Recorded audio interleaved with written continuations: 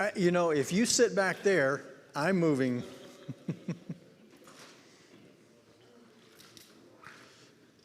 But I think I have to be in camera shot, so I better stay here. Thank you, Jim. How's everybody?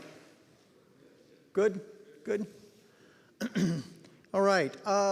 It is a few minutes past. Let's go ahead and get started. I thought tonight we would take a departure from the last several weeks. And, I realized that in the course of our discussions, we have made reference to other religions, other gods that were in this land, basically from Egypt east to the Tigris and Euphrates River, where Mesopotamia would be located. So that area in there. So we made reference to other gods, made reference to other religions. There's a lot of reference within the books that we primarily studied. 1st and 2nd Samuel, 1st and 2nd Kings. God gives a lot of warning to both the kings as well as the Israelites overall, warning them against following these other gods. And so I thought it would be handy for us to put some context to that, right? So think about tonight within the context of everything we've talked about over the last 5 or 6 weeks. Now tonight will be an overview, very high-level summary of what some of these other religions, mostly what some of the characteristics were of these other religions. And it's surprising how similar they actually were. The Egyptians were a little bit of an outlier in that sense in some cases, but still there's some similarity across the board. So again, I thought it'd be helpful. I'm taking a lot of tonight's commentary from this book. It's in our library. It's interesting book. It's The Illustrated Manners and Customs of the Bible by J.I. Packer and M.C. Tenney. We're editors. The book is from 1980 and published by Thomas Nelson Publishers out of Nashville, Tennessee. But it's a really good book. You'll see as we take this information from the chapter about pagan religions and cultures, there are dozens of other chapters in the book talking about specific cultures, the Egyptians, the Babylonians, those city-states within the land of Canaan specifically, talked about agriculture, war, a whole gamut of cultural type subjects within the book. If you're interested, I really encourage you to dig through it a little bit. So that's what I want to accomplish tonight. Why don't we get started with a prayer, and then we'll dig in. Our God and our Father in heaven, we are thankful for the day. We're thankful for your blessing. We know, Father, that you bless us first because of your love. And Father, we thank you for that. We pray, Father, that you continue to bless. We ask that you bless our study tonight by opening our hearts and our minds to the truth of your word. We ask that you humble our spirits to accept that word, and that, Father, you give us strength to live out our lives in a way that glorifies you in all that we do. And in everything that we do, may we praise you. In Jesus' name, amen. All right, so like I said, if you can get a picture of the map, and you remember some of those early maps, and I had this concept of a fertile crescent, right? Really coming from Egypt in the west, up, and then following along the valley between the Tigris and Euphrates rivers. This is where Mesopotamia would be located. And then as you get further south, Babylonia, ultimately. And then we've mentioned a few times Sumer as one of the very early civilizations that would meet most of the definition of civilization. So it's this concept of fertile crescent. And along that crescent were all of these either independent nations or city-states, right? Sort of sovereign cities. They weren't necessarily nations per se, but they had their own government, their own identity, and their own gods and religions. So that's geographically the area that we're talking about. And that's the area where the ancient Israelites, this is where the people that they would have interacted with, as they came out of Egypt, spent time in the wilderness, ultimately going into the land of Canaan.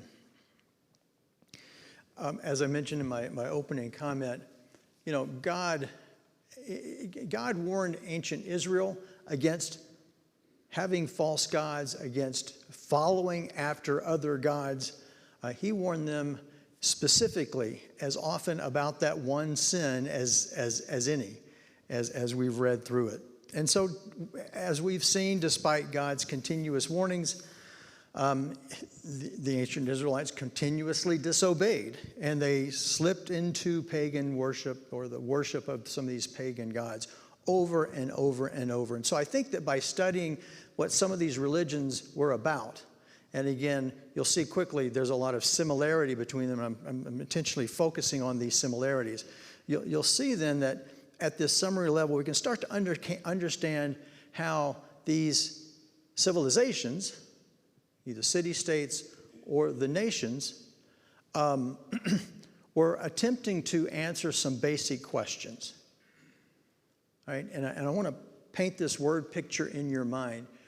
They're essentially just dealing with life. And like we do, these civilizations, these cultures, realized how small they were. Right? They were at risk of famine. They were at risk of not enough rain, too much rain. They were at risk of being invaded. They were at risk of any sort of natural occurrence that would put their culture at risk. So they were trying to answer these basic questions. How do they survive in a hostile environment?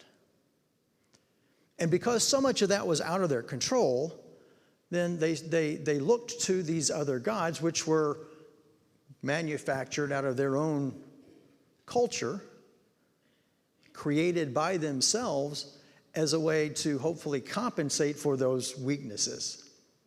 And I want to pause here because that's a really important point, right? As you think about these cultures in this land that Israel is eventually going to inhabit, these existing cultures create these gods to compensate for their weaknesses.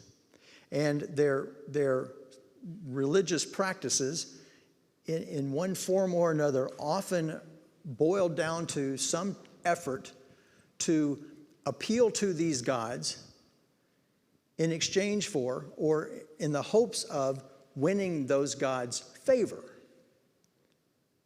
If we can offer sacrifices and appeal to those gods and win their favor, then maybe those gods will influence the rainfall that we need without going overboard and causing too much rain and washing the crops out, right? So it was all a matter of appealing to these gods in order to manage against the things that they were powerless to work against, right?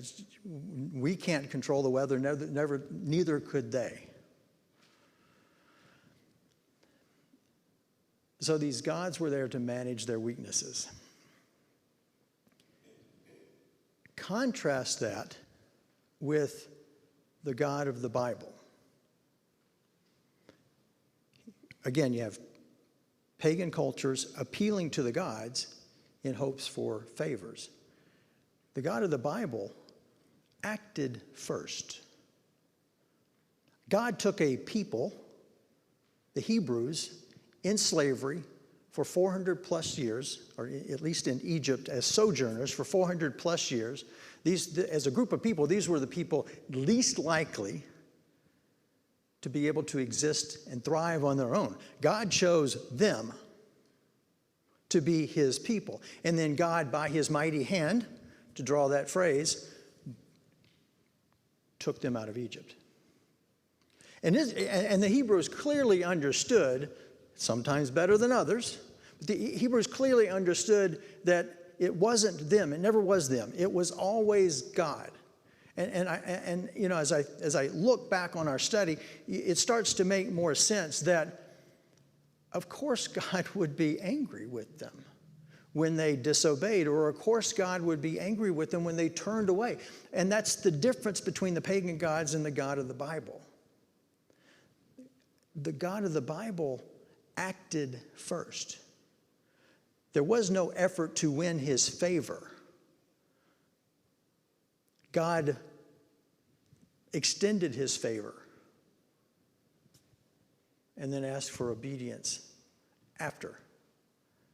And that's a huge difference, because it helps us understand then from a cultural standpoint where the Hebrews, the Israelites, were coming from compared with those other cultures, at least as God intended it to be. The other cultures were saying culturally, we're weak. We cannot control certain elements. We are at risk trying to survive in a hostile environment. The cultural foundation there is one of weakness. And recognizing, I mean, there's a certain amount of humility that goes along with this. It's recognizing that they were weak, right? They couldn't control, like I say, the weather, for example. So they're recognizing they're weak, but the cultural foundation there is one of weakness. And God, by drawing the Israelites out of slavery in Egypt, he's turning that on its head. He's saying, yes, you're weak, but your strength lies in me. Because of me, you are strong. And he has this constant progression through history to demonstrate that relationship and how God intended for that relationship to occur. They were weak. God made them strong. They were powerless against Egypt. God allowed them to overcome Egypt. They were powerless against the inhabitants of the land of Canaan. God empowered them to overtake the land. Back up from that a little bit. Being in the wilderness, they were hungry. God provided them with food. They needed shoes on their feet. God had provided them with sandals that didn't wear out. All along the way, God said, I choose you, and I'm going to make you strong by my action. It's two ends of the spectrum culturally. Again, on one side, we're weak. Let's create a God that compensates for our weakness. On the other, it's God says, I choose you. Yes, you're weak, but I'm going to make you strong. Not by your own action, but because I love you. You understand the difference? And we have to frame this from a cultural standpoint. All right, so let's move on. I think there's a little bit of a danger in talking about some of these pagan religions. that danger is this. Our brains are wired to live in a pluralistic society.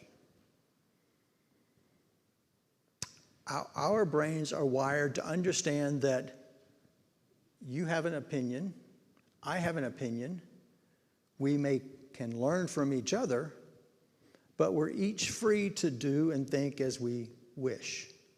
And culturally, that is deeply ingrained in who we are. I mean, that is deeply ingrained in who we are and how we think.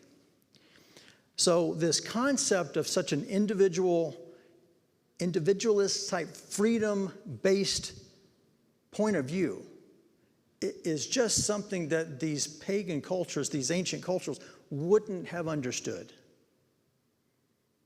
For them, the religion simply was. It was everywhere within their society. It was the heart of the society in which they operated, and religion was seen as a fundamentally necessary aspect of their society. That makes sense in my mind. As a society, they also realize they're powerless against all of these external forces that are hostile to their survival. So in a sense, they had nothing else but the religion to manage against that threat. And so because religion was so core to their society and to their culture, the expectation is that at an individual level, the individual simply would have participated. They would have taken the religious notions as presented to them and practiced that. Now, we could dig a little deeper. Sometimes those religions were more so the king's religion, and then that's what filtered down. But set that aside. There's still this lack of an individual point of view. Therefore, the religion is what it is. It's core to our society. And as an individual, I'm going to participate. Okay? The other thing that we need to recognize is that these religions, while they're mostly similar, they tended to be local. So all of these city-states in Canaan, for example, they would each have their own gods. Now, those gods may simply be different versions of the same God, right? You drive a red Chevy, I drive a blue Chevy, but we're both driving Chevrolets, kind of a thing. And so when we read references in the Old Testament about the Baals, for example, that's what we're getting at here. It's Baal, but it's city A has a version of Baal, city B has a version of Baal, city C has a version of the Baal. Right? So while the religions tend to be local, they were still expressed with some individuality from city to city, nation to nation, region to region. Okay, I've got about a dozen similarities. I'm going to go through them in the next 10 minutes or so. Feel free to add as you have insight. And then I want to spend the last 3 or 4 or 5 minutes of the class relating this back to us. All right, so common features. First one, most of these religions were polytheistic, meaning there were many gods. And I would say, in fact, I picked this up from the book. When we say gods, sometimes that's gods and or demons, right? The term God can swing both ways.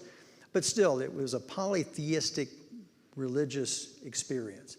Many gods or demons that were acknowledged. And so that culture's concept of this collection of gods, we would talk of in terms of the culture's pantheon of gods, to use the word there.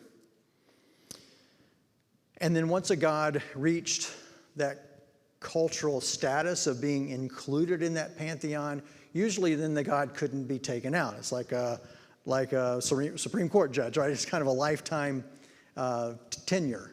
Once you make it, you're in, kind of a thing.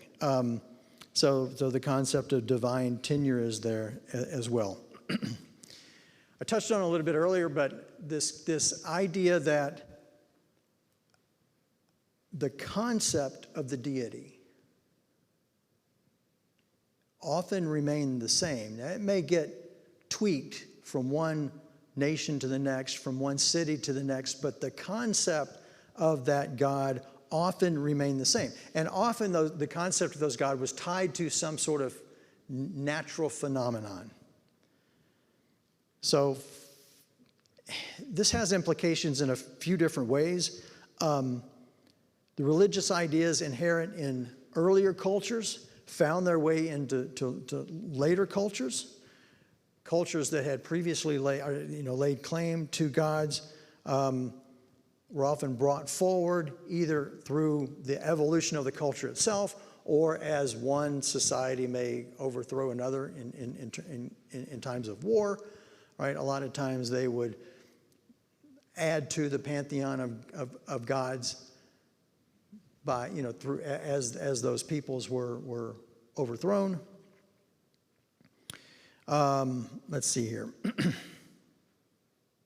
So, for example, in Sumer, there was the moon god, Nana, N-A-N-N-A, Nana. And that was the equivalent of the moon god in Babylon, but the name of the god was Sin. So Nana is equivalent to, the god Nana was equivalent to the god Sin, for example, as you moved from the Sumerian civilization into the Babylonian civilization. In Sumer, the goddess of fertility was Inanna, I-N-A-N-N-A, and that was the equivalent of the god Ishtar in Babylon. So you get the idea, right?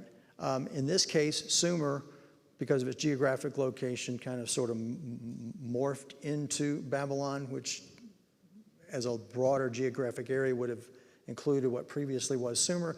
So this was more just an evolution of those cultures rather than, for example, war.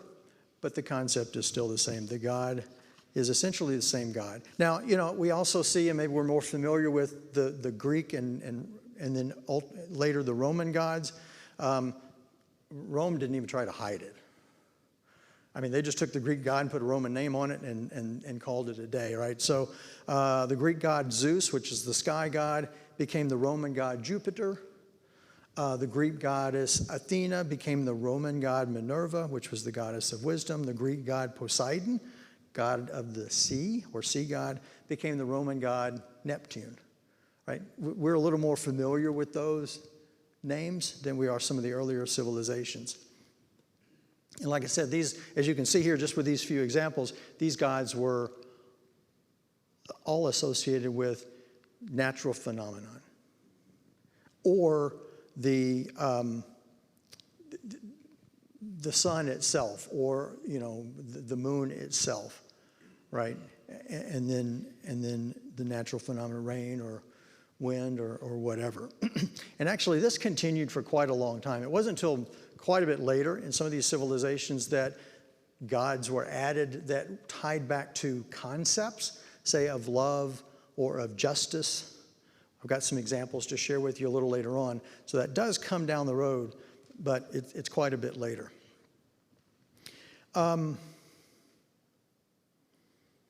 This is interesting. So the Mesopotamian god Utu, U/Shamish. So it's different names for the same god, but the name changed over time. Utu was considered to be both the sun and the sun god. Another example was the god Enki, E-N-K-I, was considered to be both the god, the sea and the sea god. So here's the bigger point I want to take away at this point in the conversation, right? This is all about how these civilizations handle their weaknesses, right? How are they using these gods to compensate for their weaknesses? How do they thrive? How do they survive and thrive in a hostile environment? Is how I would sum it up.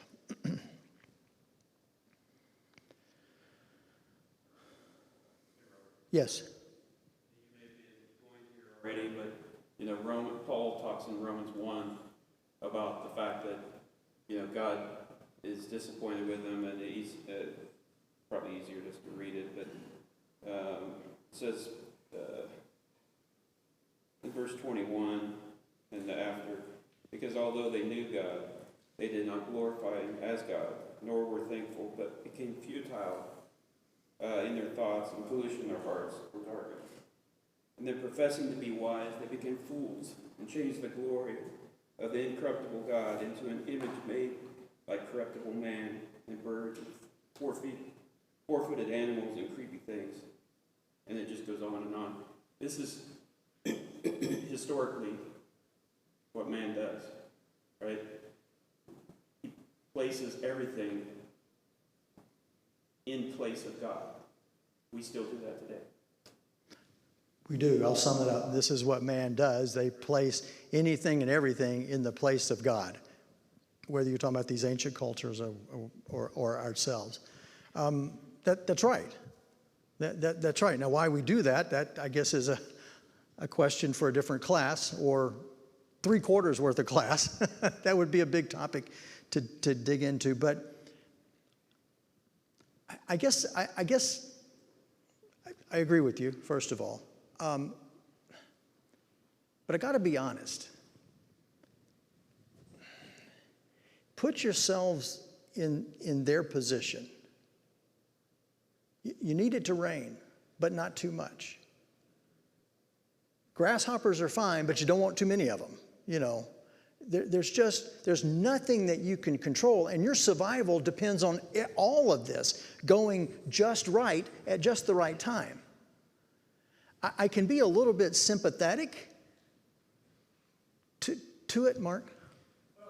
We see the same thing these days. I mean, think about, and I've used this example before, but after 9/11, you know, a church attendance, religious participation went up significantly. Because all at once, we no longer feel in control. Mm-hmm. And so, you know, after a while, everything gets going good, we're all fine, and kind of everything goes back to normal from a spiritual religious standpoint. The next great catastrophe you watch. This building will fill up in a hurry, and a lot of places will.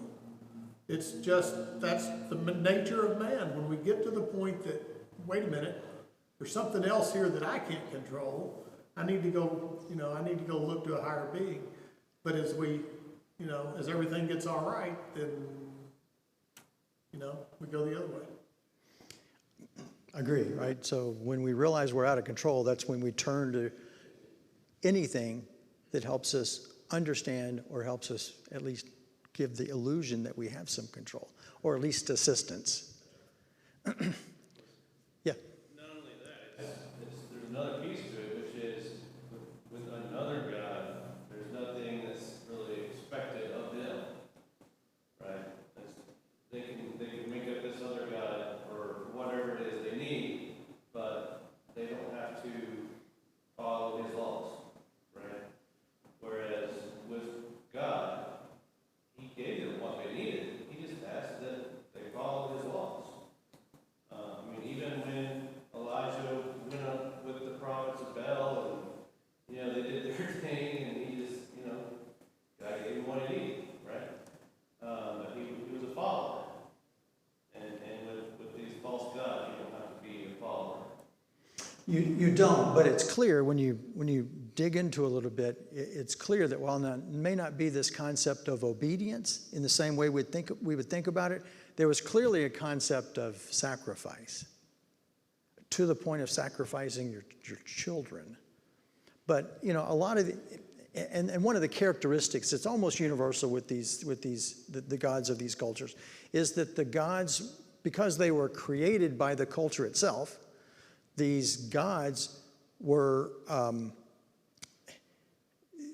they were human in how they were thought about, right? They had human needs, human desires, they had human motives. And so one of the big acts of worship actually was making a sacrifice of food to these gods. So it's not obedience like we would think about it, normally talk about it, but there is a concept of sacrifice. Again, the sacrifice was to get in the good graces so that this God could take care of whatever problem that they were too weak, or beyond their control to handle. Yeah, Joe? It's kind of funny with all of these you're talking about. They all, though, always had a king or queen or something like that, and they had to be, their religion had to be approved to continue on that. And then whenever things got really bad and XYZ, God couldn't do this or whatever, they'd go to that person who was in charge of that country, and expect them to straighten out what the situation was on that. And every one of them had that. Same way as the Israelites asked God for kings. They wanted to be like the others on there. They wanted somebody to be there to take the blame. And all of these other religions and all had someone to take the religion on that, or and they were forced in most cases to follow that. I mean, if they wouldn't, they'd just be destroyed. They were, and that person was usually the king as the ultimate mediator. And then you had a whole system of priests and servants that, caretakers of the temples and things like that. Or was they proved by them? Yes, they were often appointed. They served at the will of the king. And this really became a big part of Egypt. So I'm going to skip down and touch on Egypt here. So Egypt, as you know, Egypt had all of these gods, and Egypt evolved to the point where Pharaoh considered himself a god. One of the interesting things about Egypt, which is different than most of these other religions, is that the Egyptian concept of religion and gods very strongly included a concept of the afterlife. And most of these other religions didn't. It just didn't exist. But Egypt and the Egyptian religious thought process very strongly included this concept of an afterlife. It even included this concept of a judgment. To your point, though, here's the caveat, is that was usually reserved for the Pharaoh and his court and the wealthy. So the concept of afterlife and the idea of living a blissful eternity was something that the rich looked forward to, but the average Egyptian simply didn't, right? So it was very, very biased. What's that? In that culture, you got to take it all with you. Well, you did. That's why you see the tombs were filled with all of these things, and the process of mummification and removing the organs, putting them in separate containers because those organs were believed to be necessary in order for that life to continue. And then food and everything. You've seen enough documentaries to know what I'm talking about there. But Egypt does stand out in a number of ways. Mark, I want to come back to something you said because you mentioned images in the verse that you read. You mentioned images and this idea. I'm going to use the term iconography. So this idea of an image that represented the God, whether that's an idol or a statue or something, right? All of these religions in this entire area practiced idolatry in some form or another, to some degree or another. And Israel was very unique in that they didn't. Now, it's right up front in the commandments, thou shalt not make any images. But that made Israel very unique, and the term there is aniconic, A-N-I-C-O-N-I-C. But Israel, at least in practice, officially Israel didn't have any images or pictorial representations of God. Mark? It's ironic you just mentioned the commandments, right? So Moses left for a period of time to get the commandments from God. That specifies that. And while he's doing that, they're doing exactly that. It's the immediacy of having something in front of them that they had. I mean, Moses leaves, and they're like, oh, what do we do now? Let's make an idol. It's that immediacy. We need something to look at and worship. And the irony is just... You can't escape the irony. Yeah, it's immediate. So I'm glad you brought that up. Is actually a point I was going to skip over. But the fact that they chose to make a calf, an image of a calf, actually reflected back to their time in Egypt, right? Because of the Egyptian god Hathor, H-A-T-H-O-R, which took the form of a bull or a cow. So they would have been familiar with that, and it sort of supports the comment we made earlier, right? That these religions were really just borrowing from each other over time. Right? And so when Jeroboam then made the two images of cows and said, here's your God, the God that drew you out of Egypt. It wasn't by accident, I think. It was even hundreds of years later, it was still in his mind. When you think of an image of a God, we, Israel, are most familiar with cows. So that's what, Jeroboam created as well. And the irony there is the same, right? But Israel was unique in that they did not, at least officially, have these images or representations of God. Now, we know that wasn't always the case. In fact, one of the criticisms God often raised against Israel, especially in the time of the kings, was you have these high places, you have these Asherah poles. You have these images and things that you worship, even though I've told you not to. So it's the irony is there to be appreciated. Most pagan religions represented these gods anthropomorphically. I got to get all these big words in tonight. That just means in human form.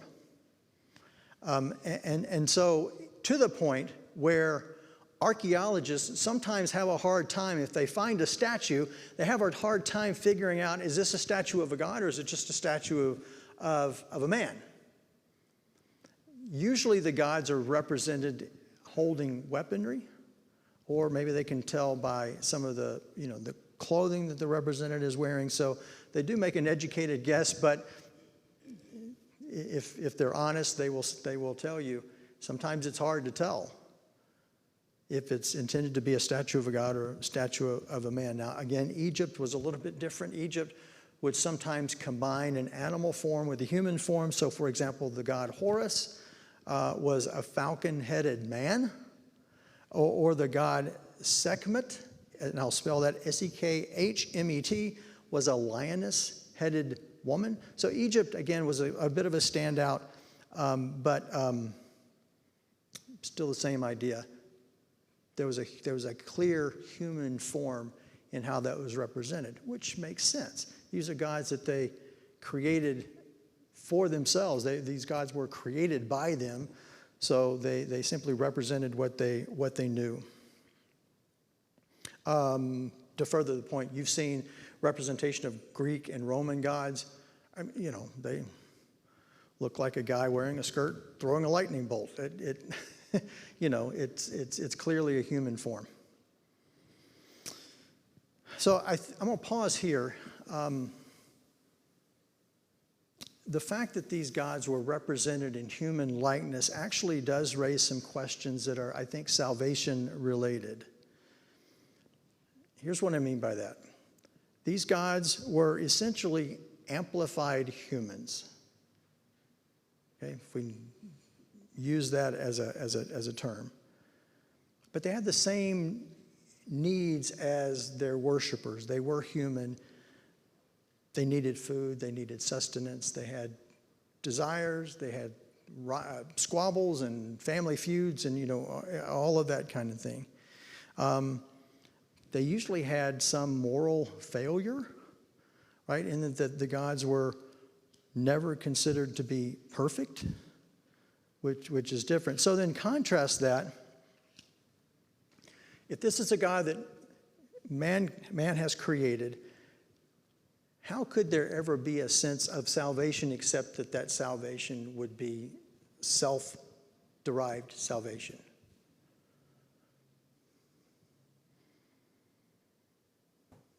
Which is that's the antithesis. That's the opposite of what we read in Genesis 1:27, where God says, "Let us make man in our image." Right? When you start looking at, just get past the summary level and start looking at some of these details, you realize in almost every case, the God that we worship, the same God that the Israelites worshiped, the God of the Bible, is taking that religious practice, that religious foundation, the religious structure in place at the time, and in every case, turning it upside down. He's turning it upside down. And I got to be honest with you. So one of the realizations that came to me this week, just as an example on this point, why did God wait so long between calling Abram at that point, calling Abram, and the Exodus? 400 plus years. Pardon me? That the iniquity of the Amorites was not yet full, right? So he waited for that. And then also, he raised up Pharaoh to show his power to the world, right? And so he tore down Egypt at the same time as he was preparing to destroy the Amorites. Exactly. So as these cultures appeal to their gods to help them survive in this hostile environment, contrast that with the God of Israel who is by his own choice, by his own election, putting into play the plan that ultimately makes Israel the envy of the world at one point. Right? And that's the difference that I realized. It's either God creating us in his image and being God, or us creating God in our image and hoping it works out. It's a huge difference. It's a huge difference. And what scares me, go ahead. Right. There's a little bit of another difference too, and you mentioned earlier that a lot of these religions had no concept of afterlife. Right. They did not allow for the concept of afterlife. So while we worship God in anticipation of an afterlife and salvation, you mentioned earlier, remember their worship of their God is to benefit me in the here and now, because once I die, I am gone. So everything I do to worship my God is here and now, and if my God doesn't hear me, I need to find something else really quick. Mm-hmm. Whereas we as Christians should be taking the long view. We have to take the long view, and if you want to come finish the class, you're welcome to, because that is really basically the last point I wanted to make. We have to take the long view. So the fact that God said, I'm going to do this, and Abraham believed him as a matter of faith, but it was way, decades, centuries past Abraham's lifetime before all of this came to pass. I think God is trying to tell us, he does take the long view, but it's so much time that we as humans can't wrap our brains around it until it happens again, and then we think, oh yeah, that's right. God did say he was going to do this. So even after 300, 400, 500 years, God kept his promise. His timing was different than what we probably would have chosen, but God kept his promise. So at every point, it comes back to not just meeting the immediate need. God's looking so far past the immediate need. He is looking so far past the immediate need, and he's forcing us to think past that immediate need, perhaps by centuries. Jamie? So, keeping with that theme, Abraham did receive the promise when the promise was delivered, because Abraham still is. But we don't think about things like that. We think about Abraham died and he was gone. He just changed, right? So Abraham received the promise in God's time, and he received it. He just wasn't here when it happened. When it happened. All right, so let's play that, which we'll wrap up. But that's a really good segue. We have received promises. Now, when life on earth ends and eternity begins, no one knows. It may be days, weeks, months, years, centuries, millennia after we're long gone. But God has always demonstrated that he keeps his promise. Abraham received that promise. We should as well. I think that's part of what God's trying to help us understand. And when we look at it from exactly the opposite point of view, right? When we look at what some of these other gods were the role that they were intended to play, it forces us to come face to face with the difference and how God is truly God. It's not a short term, I hope it rains tomorrow because the crops are dying. It's, we look forward to eternal life. We look forward to something that God has promised, and that may be thousands of years. It may be tomorrow, or tonight, but it may be thousands of years. It's a huge difference. It's a huge difference. We're really out of time. Any other comments? All right. Well, thank you. Thank you.